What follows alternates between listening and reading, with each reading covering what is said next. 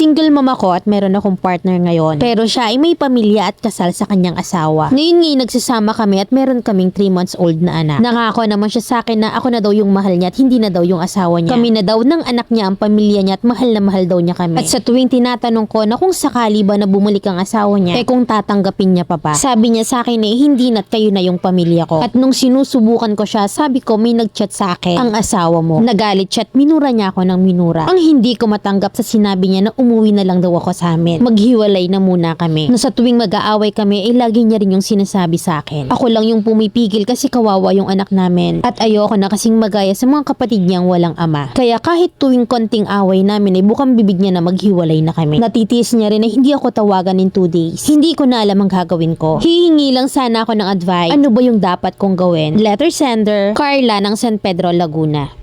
Kung iba't iba na ang ama ng anak mo, abay tama na. Kailan ka titigil kapag isang liga na? Magpalakas ka at tanggaping hindi ka swerte sa lalaki. Mas mahirap yung nagmamakaawa at dumidepende. Mag-focus ka muna sa mga anak mo at baka ikabinat mo yung ginagawa. Hayaan mo na muna yung lalaki mong puging-pugi sa sarili.